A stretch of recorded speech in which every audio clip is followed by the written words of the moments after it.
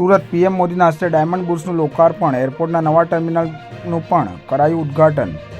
વડાપ્રધાન નરેન્દ્ર મોદી વિશ્વના સૌથી મોટા હીરાના ટ્રેડિંગ હબ એવા ડાયમંડ બુર્સ અને સુરત એરપોર્ટના નવા ટર્મિનલના લોકાર્પણ માટે સુરત આવી પહોંચ્યા છે। એરપોર્ટ પર નવા ટર્મિનલનું ઉદ્ઘાટન કરી મોદીએ એરપોર્ટનું નિરીક્ષણ કર્યું હતું, જેમાં અધિકારીઓએ સુવિધાઓથી મોદીને અવગત કરાવ્યા હતા। બાદમાં 8 કિમીનો રોડ શો શરૂ થયો હતો।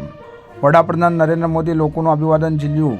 મોદીનો કોન્વે ડાયમંડ બુર્સ પહોંચ્યા હતા અને અહીં વડાપ્રધાન મોદીએ ડાયમંડ બુર્સનું લોકાર્પણ કર્યું હતું, તેમજ ડાયમંડ બુર્સને નિહાળ્યું હતું। બાદમાં વડાપ્રધાન મોદીએ સબ સ્થળે પહોંચ્યા હતા। આ કાર્યક્રમમાં મોટી સંખ્યામાં દેશ વિદેશના ઉદ્યોગપતિઓ હાજર રહ્યા હતા।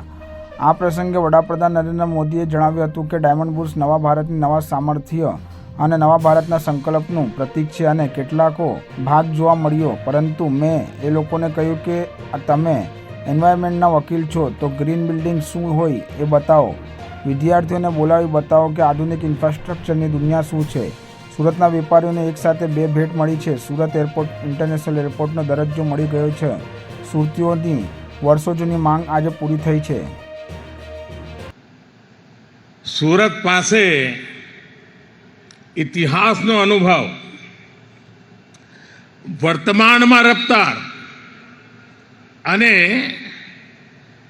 ભવિષ્યની દૂરંદેશી, એનું નામ સુરત।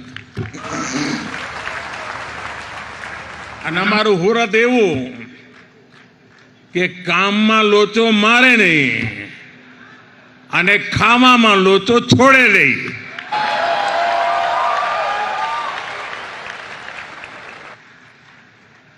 આમ બધી વાતે સુરતીને ગમે તેટલી ઉતાવળ હોય, પણ ખાણીપીણીની દુકાને અડધો કલાક લાઈટમાં ઉભા રહેવાની ધીરજ એનામાં હોય।